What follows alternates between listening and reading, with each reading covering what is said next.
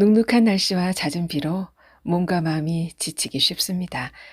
보송보송한 아름다운 소리책방으로 놀러 오세요. 작은 쉼터가 되어 드릴게요.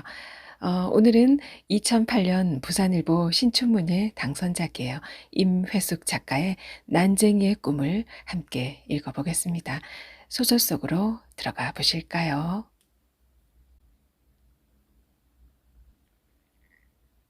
난쟁이의 꿈, 임회숙.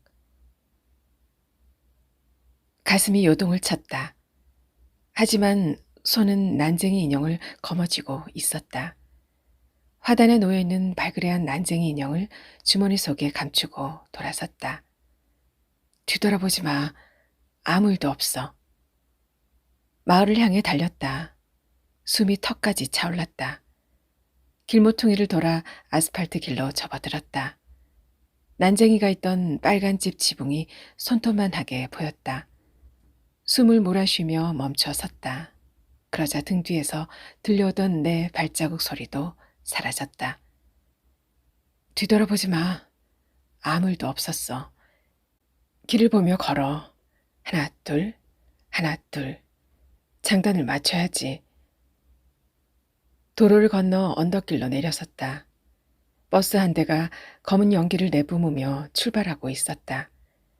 버스가 사라지자 오르막길로 접어드는 독일 할머니의 뒷모습이 보였다.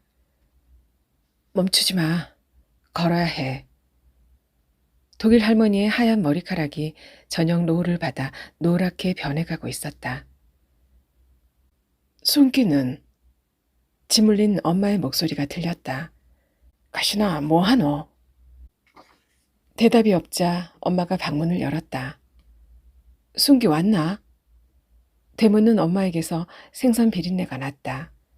나는 대답 없이 우두커니 앉아 있었다. 없으면 없다고 하던가. 엄마는 혼잣말을 하고 부엌으로 나갔다. 팔다리를 움직여. 등에 메고 있던 가방을 벗었다. 주머니에 숨겨두었던 난쟁이 인형을 꺼내 가방에 넣고 자리에서 일어났다. 바스락거리는 파카를 벗어 옷걸이에 걸고 바지를 벗었다. 그리고 생리 혈흔이 묻은 팬티를 벗고 새 팬티를 꺼내 입었다. 벗은 팬티를 들고 화장실로 갔다. 엄마는 저녁 준비를 하고 있었다. 팔다 남은 아까무스 지지는 소리가 목욕탕까지 들렸다. 가족들은 일찍 잠자리에 들었다. 내 옆에 잠든 순기는 알아들을 수 없는 말을 중얼거리더니 이내 코를 골았다. 할머니와 엄마가 잠든 방에서는 아무런 기척도 들리지 않았다. 난 자리에서 일어나 가방 속에 있는 난쟁이 인형을 꺼냈다.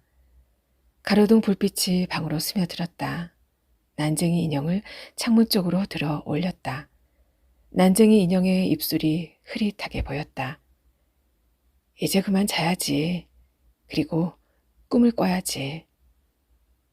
빨간 모자의 난쟁이 인형은 허공을 바라보며 웃고 있었다. 독일 할머니는 난쟁이 인형이 사라졌다는 것을 알고 있을까? 사가서 마. 엄마의 크고 두툼한 입술이 연방 실룩거렸다. 해질녘이면 가끔 물건리 어판장으로 장을 보러 오는 독일 할머니가 함지 앞에 서 있었다. 떠리에 주이소. 엄마는 펑퍼짐하게 늘어진 콧잔등에 가느다란 주름을 잡아가며 웃었다. 너무 많다. 두 식구 먹을 만큼만 팔아라. 독일 할머니도 볼 가득 주름을 잡아가며 흥정을 했다. 할매요. 그러면 2마리 3,000원 됐지요? 엄마는 생선 2마리를 들어 올렸다. 곁에 앉아있던 나는 검은 비닐봉지를 뽑아 들었다. 그래, 하자. 흰머리의 할머니는 지갑을 열어 지폐를 꺼냈다. 고맙습니다, 할매. 독일 할머니가 엄마의 손에 돈을 건넸다. 아이고, 어쩌겠노. 이거는 우리가 먹자. 엄마는 독일 할머니가 건넨 돈을 주머니에 넣으며 말했다. 나는 바람에 머리카락을 날리며 사라지는 독일 할머니의 뒷모습을 바라보고 있었다. 할배가 먹성도 좋게 생겼더라마는 손바닥만한 아까무스 두 마리 누구 입에 붙이려고. 곁에 앉은 동수 엄마가 생선 내장을 꺼내며 입을 열었다. 있는 사람들이 더하다고 이 독일 마을에서도 제일 큰 집에 산다 하던데. 동수 엄마가 멀어지는 독일 할머니 쪽으로 고개를 돌리며 덧붙였다. 뭐 아끼려고 그러겠습니까? 자식도 없는 두 늙은이가 먹어봐야 얼마나 먹겠어요. 엄마는 벗은 고무장갑을 손에 꿰며 그렇지 않겠냐는 듯 말했다. 하기야 서양 사람들은 고기도 접시에 한 마리씩 놓고 포크로 일에 찍어 먹는다면서? 손신용까지 해가며 엄마를 위로하려던 동수 엄마의 얼굴빛이 셀쭉해졌다. 안나 엄마 내 고향에서도 그래 먹는다면서? 손을 감아들인 동수 엄마의 눈빛이 엄마를 살폈다. 엄마는 펑퍼짐한 콧잔등에 실주름을 잡으며 웃었다. 그녀들의 수다는 언제나 엄마의 고향으로 향했다. 베트남 어딘가에 있다는 엄마의 고향은 물건리 마을 안악들의 수다거리였다. 쉼없이 들었던 엄마의 고향 이야기 중 내가 기억하는 것은 메콩 델타와 아우자이 뿐이었다. 흰머리의 할머니가 독일 마을에 살고 있다는 사실을 처음 알게 되었던 그날도 엄마는 동서 엄마의 수다 속에 있는 베트남을 찾아 떠나고 있었다. 화장실 물소리에 잠을 깨고 보니 손에 난쟁이 인형이 들려 있었다. 순기는 온몸에 이불을 감고 죽은 듯이 누워 있었다. 벌써 해가 떴어. 자리에서 일어나 난쟁이 인형을 가방에 넣었다. 발 아래 너부러진 이부자리를 걷어 올렸다. 생리 혈흔이 잉크 자국처럼 번져 있었다. 순기를 한쪽으로 밀어내고 이불을 걷어 목욕탕으로 갔다. 맨날 그게 뭐고? 가시나가 좀 조심성이 있어야지. 변기에 앉아 이를 보고 있던 엄마가 내 엉덩이를 툭 찼다. 한 달에 한 번 몸속에 저장되었던 영양분이 몸 밖으로 빠져나와 팬티를 적시고 이불을 적셨다. 중학교 1학년 때부터 시작된 생리는 중학교 3학년이 된 지금까지 잊지 않고 내 몸 밖으로 흘러나와 흔적을 남겼다. 생리 혈흔이 묻은 자리에 비누를 묻혔다. 이불자락을 치려잡고 문지르자 선명했던 자국이 옅어졌다. 짙은 붉은색이 옅은 선홍색으로 변하는 동안 코끝으로 비릿한 냄새가 올라왔다. 이불에 남아있던 혈흔을 헹구어 마당에 있는 빨랫줄에 널었다. 멀리서 불어오던 바람이 이불을 너풀거리며 지나갔다. 불룩한 배에 안경을 쓴 수학 선생님은 유리수와 무리수에 대해 설명하고 있었다. 숫자들을 왼쪽과 오른쪽으로 나누어 놓고 그것들을 서로 더하거나 빼는 동안 칠판은 흰색으로 변해갔다. 칠판 가득 들어찬 숫자들 위로 난쟁이 인형이 풍선처럼 떠올랐다. 빨간 모자를 쓴 난쟁이 인형은 선생님이 눌러 쓴 숫자 위를 폴짝거리며 뛰어다녔다. 난쟁이 인형은 필기를 하고 있는 아이들을 지나 내 노트 위로 날아왔다. 종이 울리자 잠에서 깨어난 아이들이 떠들기 시작했다. 수업 시간 내내 인형을 쥐고 있던 왼손이 축축했다.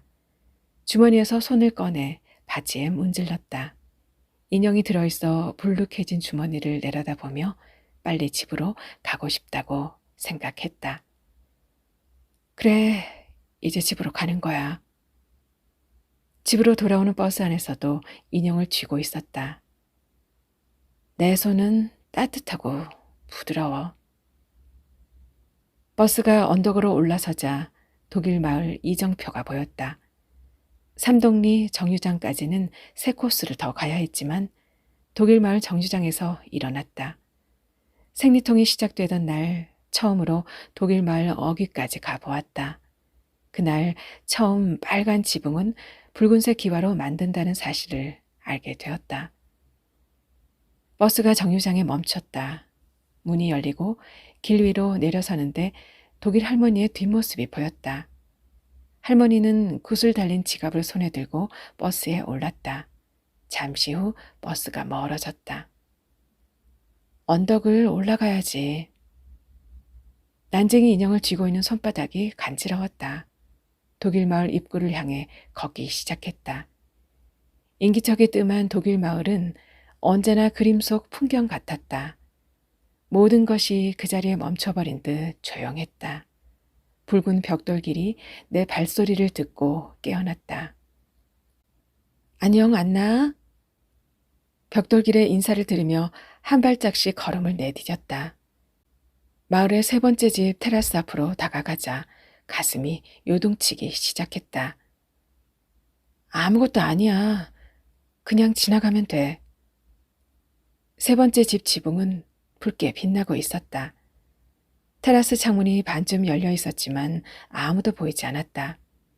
산타 할아버지 수염을 한 독일 할아버지가 테라스에 나와 멀리 수평선을 바라보곤 했다.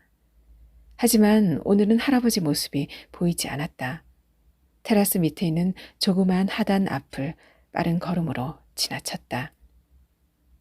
변한 건 아무것도 없어.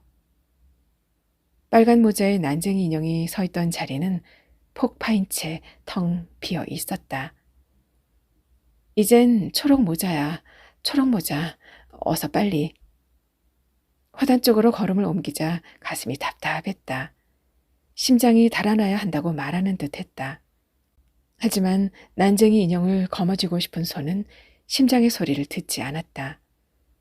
낮은 담장 안에서 빙긋 웃고 있는 난쟁이 인형을 주머니 속에 감추고 돌아섰다. 뒤돌아보지 마. 아무 일도 없었어. 길을 보며 걸어. 하나 둘, 하나 둘. 장단을 맞춰야지. 젠 걸음으로 돌아온 집 마당에는 아침에 널어두고 간 이불이 바람에 흔들리고 있었다. 조심스럽게 방문을 열었지만 아침의 흔적만 흥건할 뿐 아무도 보이지 않았다. 방문을 닫고 주머니 속에서 초록색 모자의 난쟁이 인형을 꺼내 들었다. 왼쪽으로 고개를 기울인 난쟁이 인형은 허공을 향해 웃고 있었다. 반대편 주머니 속에 들어있는 빨간 모자의 난쟁이 인형도 꺼내 들었다. 손바닥 위에 나란히 올려놓은 난쟁이 인형 두 개가 형광등 불빛을 받아 반짝거렸다. 이제 됐어. 왼쪽과 오른쪽 주머니에 난쟁이 인형을 하나씩 넣고 손가락으로 문질렀다.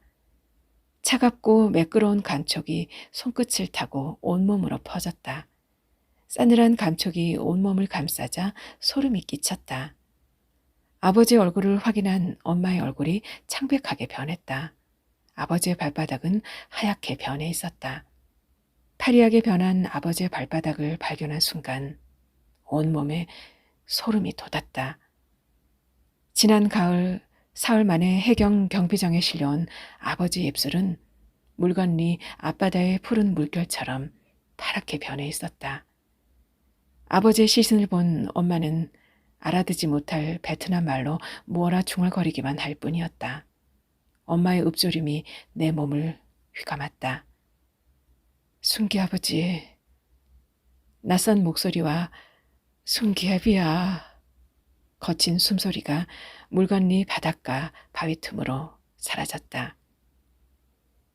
장례가 끝난 날 밤 엄마는 잠이 든 순기와 내 머리맡에 우두커니 앉아 있었다. 엄마가 읊조리는 베트남 말이 내 얼굴로 기어 올랐다. 그것들은 순식간에 흘러내려 아랫배를 찔러대기 시작했다. 엄마의 슬픔을 모르는 척하고 싶었지만 견딜 수 없는 통증이 밀려왔다. 내 입 밖으로 터져나오는 신음소리에 엄마가 몸을 움직였다. 안나야, 왜 그러는데? 어눌한 경상도 사투리가 푹 삼긴 우거지처럼 귓가에 와 얹혔다. 안나야, 왜? 어디 아프나? 헛개비 같은 엄마의 손이 내 이마에 닿는 순간 통증이 몸 밖으로 터져나왔다. 안나야. 엄마의 떨리는 목소리를 들으며 힘겹게 자리에서 일어났다. 말라붙은 입술 사이로 한마디가 새어나왔다. 이부자리의 생리 자국이 뱀처럼 또아리를 들고 있었다. 그때 엄마의 그림자가 얼굴을 스치고 지나갔다. 배의 통증은 허리를 지나 허벅지 어딘가를 콕콕 찌르기 시작했다. 그날이네. 옷 갈아입고 약 먹어라. 엄마가 알약과 물컵을 내밀었다. 검게 그린 엄마의 팔이 눈앞에 나타나자 통증은 더욱 심해졌다. 고통이 엄습해온 것은 엄마의 베트남 말 때문이라고 생각했다. 동그랗게 말리기도 하고 매끄럽게 기어다니다 중간중간 끊어지는 단어들이 내 몸 어딘가를 끝없이 찔러대는 것만 같았다. 그게 그런 거다. 생전 없다가 있기도 하고 있다가 없기도 하고. 엄마는 서랍에서 네일을 꺼내주고는 방문을 닫았다. 통증을 견디기 위해 바닥에 배를 깔고 누웠다. 잠들어 있는 순기의 얼굴이 어슴푸레 보였다. 두 다리를 뻗고 잠들어 있는 순기의 얼굴에도 그것들이 기어다니고 있었다. 엄마가 내뱉은 혼잣말은 순기 얼굴을 파고들어 납작하게 눌어붙었다. 순기 얼굴 어딘가에 숨어 있었던 아버지가 베트남 단어로 뒤덮이더니 이내 사라져 버렸다. 순기의 얼굴을 숨죽이며 바라보던 나는 자리에서 일어나 내일을 갈아입고 다시 누웠다. 곁에 누워 새근거리는 순기의 변해버린 얼굴. 아니, 처음부터 그랬던 얼굴이 어둠 속에 선명하게 드러났다. 꼬리가 내려앉은 큰 눈, 낮고 펑퍼짐한 코, 꼭 다물고 있어도 불룩하게 튀어나온 입술. 그런 순기의 얼굴 위에 내 얼굴이 겹쳐지자 심한 오한이 들었다. 온몸에 이불을 감고 오한을 이기려 애쓰는 동안 머릿속에 있던 아버지의 얼굴이 서서히 사라져갔다. 툭 붉어진 눈자위가 온폭한 종지처럼 얕아지더니 어느새 흔적 없이 사라졌다. 금산 봉우리를 닮았던 콧방울도 일렁이는 파도에 씻겨 내려갔다. 주머니 속 난쟁이 인형의 매끄러운 감촉을 느끼며 선잠이 들 무렵 마루에 걸려있던 벽시계가 5시를 알렸다. 엄마와 할머니가 장사를 시작할 시간이었다. 업한장으로 가는 동안 빨간 난쟁이 인형과 초록 난쟁이 인형은 파카 주머니 안에 있었다. 주머니 속 인형을 꼭 쥐었다. 차갑고 매끄러운 그것들이 숨을 쉬고 있는 듯했다. 업한장 곳곳에 버려진 생선 찢기들을 피해 엄마와 할머니 곁으로 갔다. 춥다. 대강 팔고 와. 할머니는 고무장갑을 챙겨 집으로 향했다. 엄마는 아무 말 없이 생선이 가득한 함지를 들고 앞장서 걸었다. 나는 바닥에 고여있는 구정물을 피해가며 엄마의 뒤를 따랐다. 긴 머리를 한 가닥으로 묶은 엄마의 뒷모습은 빛바랜 아우자이를 닮았다. 아우자이를 입은 엄마는 15년 전에 찍었다는 사진 속에 있었다. 아버지와 나란히 서서 웃고 있는 엄마의 모습은 아우자이를 입은 인형 같았다. 아우자이 대신 푸른 몸빼 바지를 입고 있는 엄마가 동서 엄마 옆에 자리를 잡고 꽃게 사소를 외쳐댔다. 난 주머니 속 난쟁이 인형을 만지작거리며 엄마 곁에 앉아 있었다. 3월이라지만 저녁 바람은 차가웠다. 업한장 뒤로 길게 늘어선 플라다너스 나무들의 앙상한 가지가 바람을 이기지 못하고 일렁거렸다. 방풍림은 600년이 넘도록 물건림 마을을 지키고 있었다. 방풍림이 해풍을 막아주어 마을이 안전한 것이라고 했다. 방풍림은 큰 바람과 작은 바람, 하늘에서 내려오는 바람과 바다에서 올라오는 바람을 골고루 섞어 부드럽게 뭉치고 으깨며 그 세월을 버티고 있었지만 내 안에 베트남과 엄마의 베트남은 쉬 뭉쳐지지 않았다. 엄마의 흥정이 끝나는 것을 보고 있던 내가 비닐봉지를 열었다. 꽃게 한 무더기가 검정 비늘 안으로 쏟아졌다. 독일 할머니가 지갑을 열어 돈을 건넸다. 고맙습니다. 엄마가 돈을 받아들며 웃었다. 오늘은 많이 사가네요. 동수 엄마도 바지락 한 바가지를 비닐봉지에 여미며 거들었다. 오늘 이웃끼리 저녁 모임이 있어서. 독일 할머니는 묵직한 비닐봉지를 받아 눈대중을 했다. 몇 명이나 자실라고? 동수 엄마가 애살스럽게 물었다. 한 4~5명 될라나? 이만하면 될 것 같네. 그럼 많이 팔아. 할머니는 난전에 널린 생선 더미를 이리저리 살피더니 이내 걸음을 옮겼다. 그만하면 먹고 살만하다더만 할매가 그리 볼멘 소리를 한다네. 독일 할머니가 멀리 사라지자 바지락 한 바가지를 퍼담으며 동수 엄마가 말했다. 무슨 소리를 했는데, 형님? 할머니에게 받은 돈을 주머니에 넣으며 엄마가 말했다. 뭐 남의 군수가 고향에서 돌아가시야 안 되겠냐고. 그래서 자식이고 뭐고 다 버리고 왔는데 밤이고 낮이고 외지 사람들이 기웃거려서 통 살 수가 없다고. 동수 엄마는 비밀스러운 무엇인가를 알려주기라도 하는 듯 낮은 목소리로 말했다. 엄마는 함지에 붙어있는 꽃게 부스러기를 쓸어 바닥에 버리며 고개를 주걱거렸다. 그래서 할매가 독일로 갈라 한단다. 동수 엄마는 세상에서 가장 은밀한 비밀을 알려주는 듯한 표정으로 속삭였다. 아이고, 그러면 우리는 어쩌노? 우리 단골인데. 엄마는 동수 엄마를 향해 흥감을 부리며 자리에서 일어났다. 형님, 우리는 인자 가요. 장사 마저하고 오세요. 엄마가 함지를 머리에 이며 동수 엄마에게 인사를 했다. 방풍림이 끝나는 언덕 모서리에 있는 우리 집 마당에 어느새 밤이 찾아들었다. 저녁을 준비하던 할머니가 엄마를 돌아보며 말했다. 무엇이 왔다.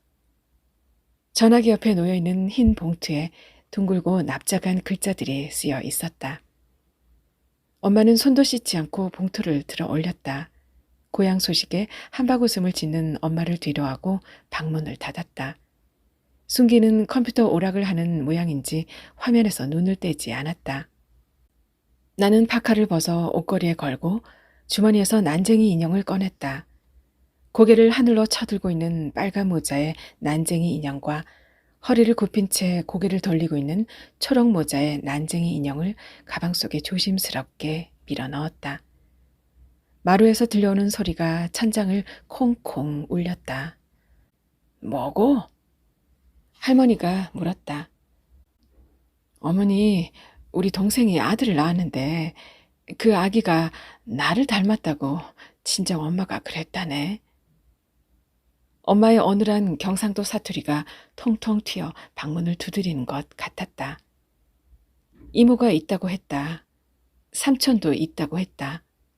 모두 합쳐 8명이나 되는 형제가 있다는 엄마는 순기와 나를 보며 그들을 떠올리곤 했다. 아이고, 사돈이 얼마나 좋아하겠노. 할머니는 한 번도 만난 적이 없다는 엄마의 부모님을 언제나 사돈이라 불렀다. 저녁 밥상 앞에 앉은 엄마는 아우자이를 입었던 사진 속 그때의 얼굴로 돌아가 있었다. 엄마에게서 이모 이야기를 듣던 순기가 외갓집에 언제 가냐며 졸라대기 시작했다. 나중에 순기 장가갈 때. 엄마는 밥상을 물리고 나란히 앉은 순기의 머리를 쓸어내리며 흐뭇하게 웃었다. 나는 그들의 대화 속에 둥글고 납작하게 엎드려 있는 베트남을 피해 자리에서 일어나 방으로 갔다. 방문을 닫고 가방을 열었다. 초록 모자의 난쟁이 인형은 얼굴칠이 조금 벗겨져 있었다. 밝은 살구색이 벗겨진 곳에 검고 딱딱한 나뭇결이 드러나 있었다. 비바람에 벗겨졌을 그 자리를 어루만지자 손가락 끝으로 차가운 바람이 지나가는 듯했다. 처음 아우자이를 입었던 그날 내 머릿속에서도 바람이 불었다. 그 바람은 엄마의 고향에 가고 싶어 했던 어린 나를 물건니 방풍림 밖으로 내몰았다. 옷장 서랍 깊숙한 곳에 넣어두었던 아우자이는 누렇게 변해 있었다. 오랜 세월 빛을 보지 못한 옷감에서 눅눅한 좀 냄새가 났다. 아우자이를 입으면 사진 속에 있는 엄마처럼 예뻐질 거라 생각했다. 툭 붉어진 입술이 얇고 가늘게 펴질 거라 생각하며 떨리는 손으로 옷을 갈아입었다. 하지만 바짓단은 발목 위에 볼품없이 늘어졌다. 억지로 끼어 입은 상의는 어깨 쪽지가 미어졌다. 아랫단에서 허리까지 이어진 슬릿은 내장을 꺼낸 생선 배 모양 볼품없이 벌어졌다. 아무도 없는 방에서 아우자이를 입고 있는 내 모습을 거울에 비춰보았다. 거울 속에 비친 모습은 마치 할머니의 파자마와 몸에 작은 원피스를 억지로 껴입은 꼴이었다. 친구들이 기다리는 마루로 나가야 했지만 꼼짝할 수가 없었다. 안나 엄마는 완두콩, 강낭콩, 배트콩. 동수가 놀려댔다. 난 아이들을 향해 우리 엄마는 너희가 한 번도 본 적 없는 신기한 옷을 가지고 있다고 큰 소리를 쳤다. 하지만 아이들은 내 말을 믿지 않았다. 순 거짓말이다. 안나 엄마가 그 옷 입은 거 본 사람. 동수는 모여든 아이들을 향해 의기양양한 표정으로 소리쳤다. 있다니까. 나는 그런 동수를 향해 안팡지게 내질렀다. 그러면 한번 가져와 봐. 동수의 말에 아이들은 보여달라며 성화를 부렸다. 그래, 우리 집으로 가자. 큰소리치며 앞장서 걸었다. 엄마의 아름다운 베트남을 아이들에게 보여주려고 한 것인데 거울 속에 비친 모습 그대로는 아이들 앞에 나갈 수가 없었다. 다시 옷을 갈아입고 마루로 나가자 아우자이를 기다리던 아이들은 실망스러운 표정을 지으며 밖으로 몰려나갔다. 동수는 멀뚱히 서 있는 나를 향해 혀를 날름하더니 문을 닫고 나가버렸다. 골목에서 안나 엄마는 완두콩, 강낭콩, 배트콩 하는 소리가 들려왔다. 방구석에 허물처럼 늘어진 아우자이를 보자 목구멍이 따가웠다. 펑퍼짐한 콧등 옆으로 골저 흐르는 눈물을 닦으며 엄마는 거짓말만 하는 나쁜 사람이라고 소리쳤다. 사과를 먹을 때마다 엄마가 들려주던 스타애플도 세상에서 가장 맛있다는 두리안도 모두 거짓말일 거라고 고함쳤다. 아무도 없는 집이 쩌렁쩌렁 울렸다. 나의 까무잡잡한 피부와 펑퍼짐한 코는 어딜 가나 사람들의 시선을 끌었다. 외국인이냐고 질문하는 사람들 앞에서 유창한 경상도 사투리로 남의 물건리에 사는 김안나라고 대답했다. 순기와 나에 대한 사람들의 궁금증은 엄마의 어눌한 말투 때문이라고 생각했다. 아줌마, 아까 무스 사서 멸치 털러 안 가요. 플라스틱 슬리퍼를 신고 엎한장 여기저기를 돌아다니며 내뱉는 엄마의 헝클어진 음절들이 거머리가 되어 내 온몸을 휘감는 것만 같았다. 비행기를 타고 베트남으로 가리라던 내 꿈은 그날 이후로 사라졌다. 버스가 정류장에 들어섰다. 독일 마을 언덕의 햇살은 일주일 전과 같이 반짝이고 있었다. 버스에서 내리기 위해 자리에서 일어섰다. 가방 속에 넣어둔 인형이 달그락거렸다. 멀리 보이는 울창한 방풍림이 바람을 이기지 못해 이리저리 흔들리고 있었다. 버스가 멈추고 문이 열렸다. 가방을 고쳐매고 길 위로 내려섰다. 유난히 선명한 검은 아스팔트에 매끄러운 촉감이 발바닥에 느껴졌다. 나를 내려준 버스는 언덕 너머로 사라졌다. 안녕, 안나. 마을의 빨간 벽돌길이 인사를 했다. 장난감 같은 집들이 반짝이는 햇살 속에 묵묵히 앉아 있었다. 세 번째 집 테라스가 보였다. 테라스의 창문은 닫혀 있었다. 할아버지도 보이지 않았다. 지금이야. 어서 빨리. 길 위에 아무도 없음을 확인하고 화단 쪽으로 돌아섰다. 화단에는 삼지창을 쥐고 엉덩이를 삐죽이 내민 노란 모자에 난쟁이 인형 하나가 놓여 있었다. 두 개의 인형이 사라진 자리에는 이제 막 돋아나기 시작한 새싹이 빼곡히 자리 잡고 있었다. 3월의 바람이 일주일 동안 남긴 흔적이라고 하기에는 너무 작고 초라한 것이었다. 갑자기 불어온 바람이 작은 잎을 흔들었다. 그 모습에 놀라 가슴이 고동치기 시작했다. 아무도 없어. 빨리. 파카 주머니에서 꼼지락거리던 손을 꺼내 난쟁이 인형 쪽으로 가져갔다. 심장이 달아나야 한다고 말하는 것 같았다. 하지만 손은 심장의 말을 듣지 않았다. 낮은 담장 안에 있던 난쟁이 인형을 주머니 속에 감추고 돌아섰다. 뒤돌아보지 마. 아무 일도 없었어. 길을 보며 걸어. 하나, 둘, 하나, 둘. 장단을 맞춰야지. 마지막 집 모퉁이를 돌아서는 순간 언덕을 따라 걸어오고 있는 독일 할아버지 모습이 보였다. 괜찮을 거야. 심장은 엄청난 소리를 내고 있었다. 안 나냐? 독일 할머니가 할아버지 뒤에서 나타났다. 여기는 무슨 일이냐? 할머니는 구슬이 달린 지갑을 들고 할아버지 곁에 나란히 섰다. 나를 향해 웃고 있는 할아버지의 부드러운 미소가 난쟁이를 닮아 있었다. 아무 말 없이 주머니 속에 들어있는 인형을 힘껏 움켜쥐었다. 여기까지 왔는데 우리 집에 가보자. 할머니는 내게로 다가오며 할아버지를 향해 무어라 말을 했다. 한동안 할머니 말을 듣고 있던 할아버지가 알아들을 수 없는 말을 쏟아냈다. 나는 할아버지의 말끝에 붙어 나온 안나라는 소리에 인사를 했다. 안녕하세요. 할아버지가 길을 안내하겠다는 듯 앞장서 걸었다.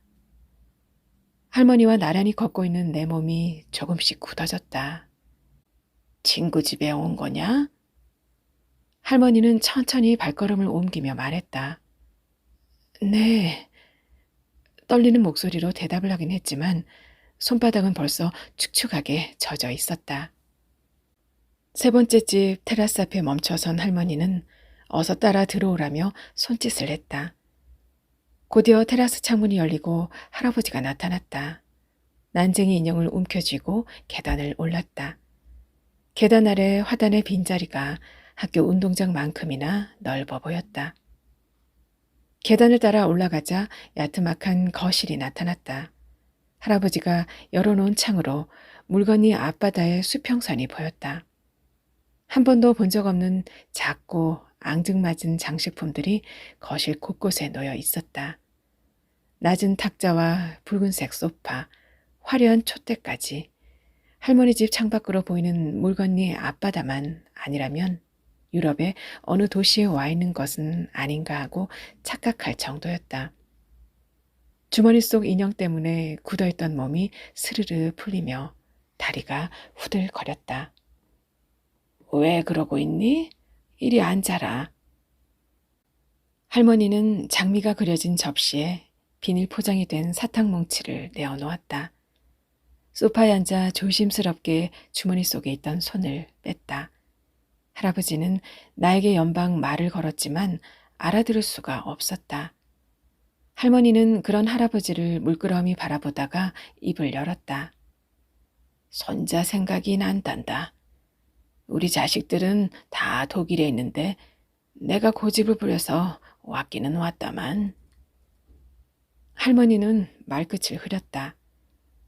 고향이라고 찾아오긴 했는데. 할머니는 혼잣말을 되뇌며 멀리 수평선 쪽으로 고개를 돌렸다. 안나야, 엄마가 베트남에서 왔지? 그래서 내가 내 엄마에게 정이 안 간다. 내가 독일 갔을 때 생각이 나서.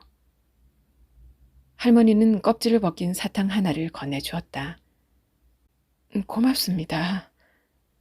내 목에서 흘러나오는 경상도 사투리는 납작하지도 둥글지도 않았다. 테라스 밖을 내다보던 할아버지가 소파로 다가와 앉자 의자가 살짝 기울었다.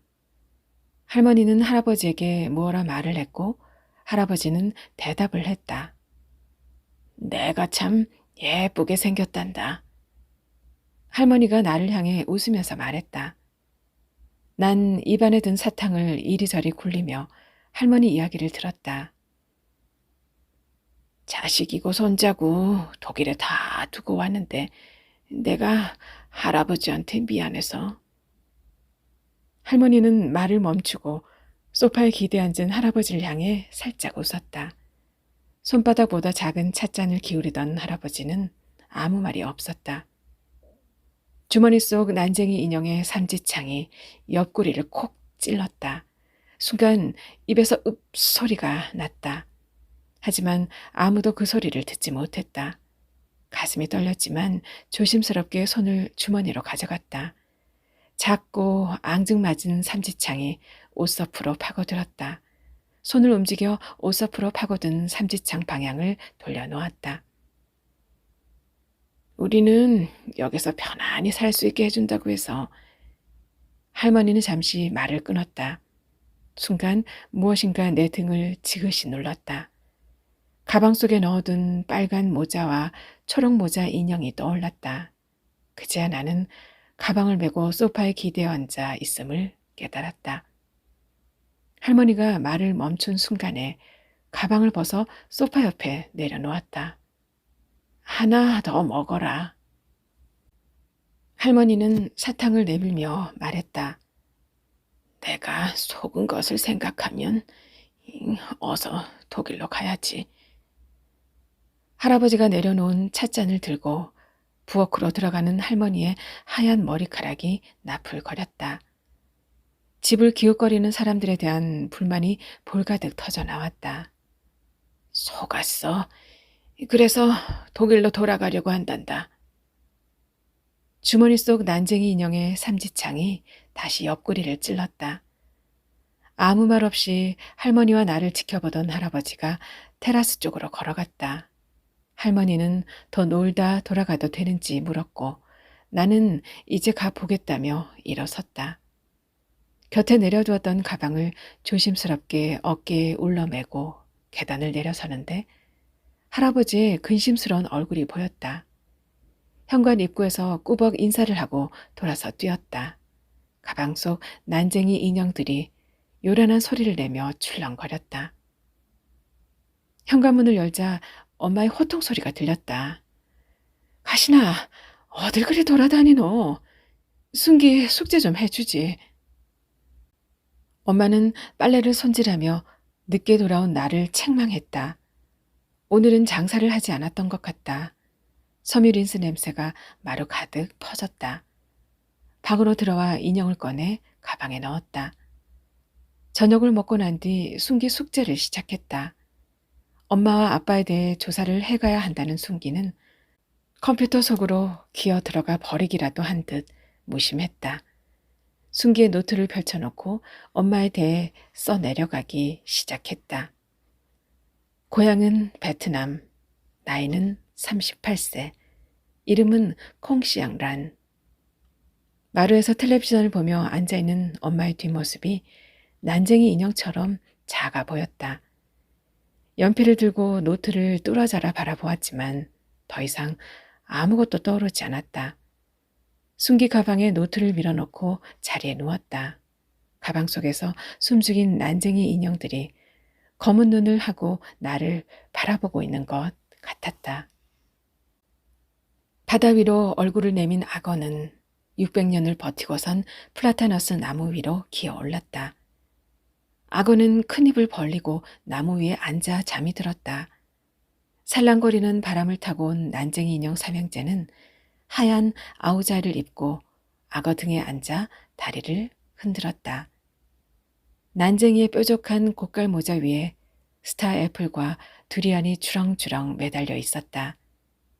물건리 앞 바다에 불던 바람이 향긋한 과일향을 몰고 독일 마을을 향해 내달렸다. 난 그 향긋한 바람을 잡아타고 독일 마을 세 번째 집 테라스로 갔다. 엄마는 테라스에서 머리카락을 말리고 있었다.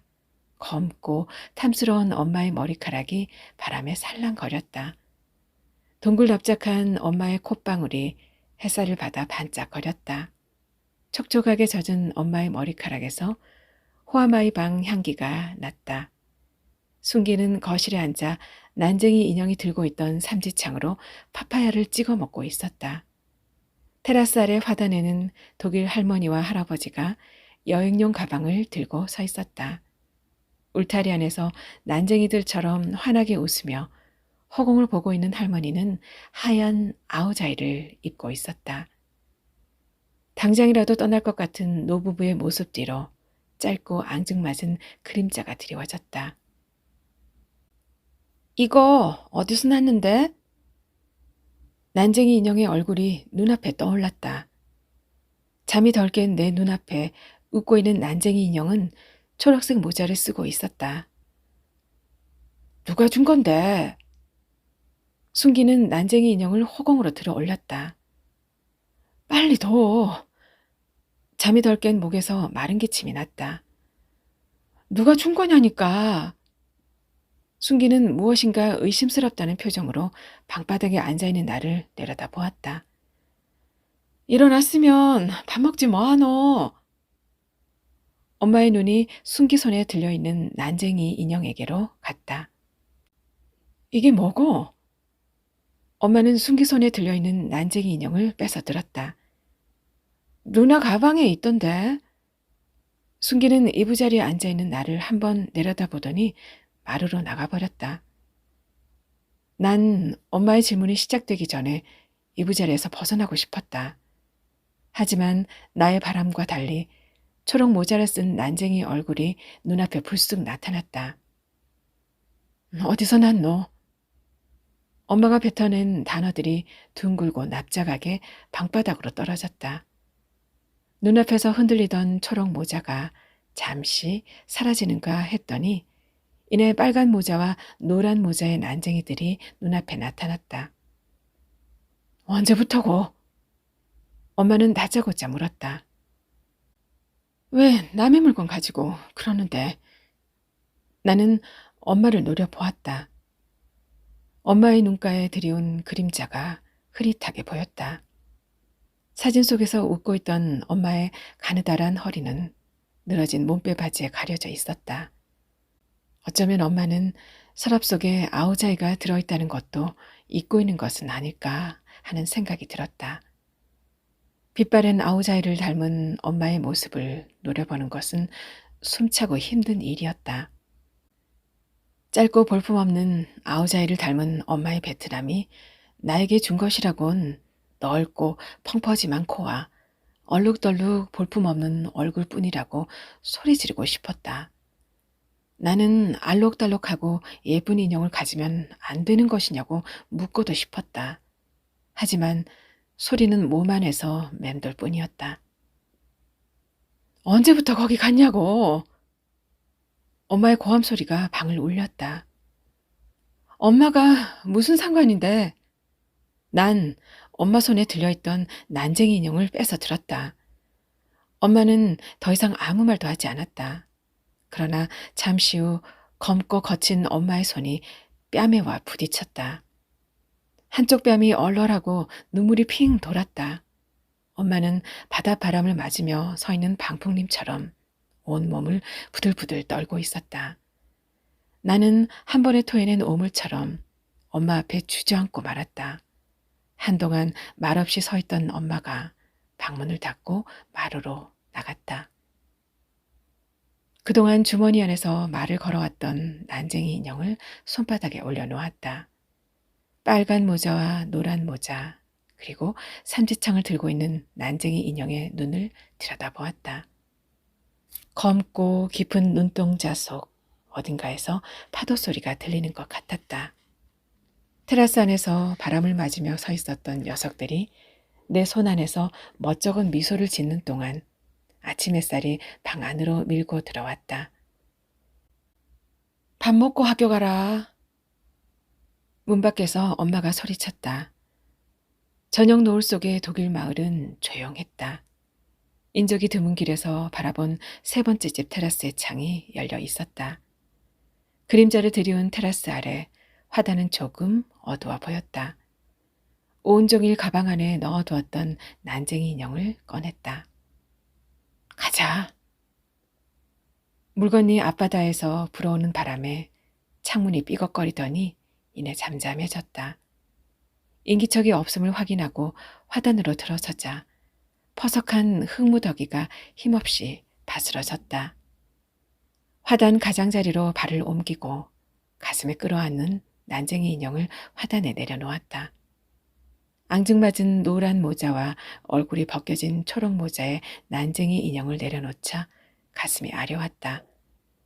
구멍 뚫린 가슴으로 가느다란 바람이 쉬 소리를 내며 지나가고 그 틈으로 비집고 나온 아쉬움이 가슴 한쪽을 콕콕 찔렀다. 화단 밖으로 나서자 방풍림에서 시작된 바닷바람이 불어왔다. 이유를 알 수 없는 갑갑함을 달래기 위해 크게 심호흡을 하고 길 위로 내려섰다. 제자리로 돌아간 난쟁이 인형의 앙증맞은 웃음소리가 등 뒤에서 들려오는 듯했다. 창문이 열린 테라스에서 독일 할머니와 할아버지가 나를 내려다보고 있었다. 불어오던 바람이 잦아들고 창문 닫히는 소리가 들렸다. 붉은 벽돌길에 길게 드리워졌던 그림자가 사라졌다.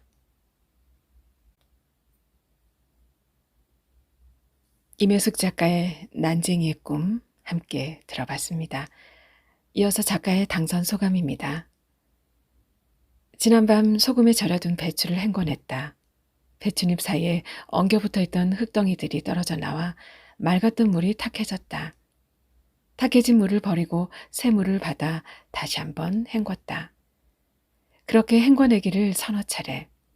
깨끗한 물 속에 뽀얀 속살을 드러낸 배춧잎 하나를 잘라 입에 넣고 씹어보니 달큰하고 고소했다. 하얗고 노르스름한 그놈들에다 속을 넣고 버무리면 마침 맞은 맛이 날 것 같다. 내게 글쓰기란 이런 것이다. 흙 묻은 배추를 소금에 절이고 버무리는 것. 탁했던 물이 맑아질 때까지 씻어내고 맛을 보는 것. 살아가는 동안 마음에 묻은 흙을 털어내기 위해 글을 썼다. 이제 겨우 맑은 속살을 드러낸 배추가 된 기분이다. 깨끗해진 배춧잎에 버무릴 양념을 준비해야 할 것 같다. 이번 당선은 읽고 쓰고 생각하는 시간들을 잘 섞어 맛있게 버무리라는 뜻일 것이다. 졸작을 읽고 낙점해 주신 심사위원들께 감사한다. 그리고 흙을 털어내듯 습작을 해오는 동안 곁에서 지켜봐준 모든 이들에게도 감사한다. 책장을 넘기도록 격려해 주신 선생님들과 습작 원고를 꼼꼼히 읽어준 가족과 이 기쁨을 나누고 싶다. 저는 다음 시간에 또 여러분 기다리고 있을게요. 지금까지 아름다운 소리책방이었습니다. 늦은 밤 들으셨다면 모두 잘 자요.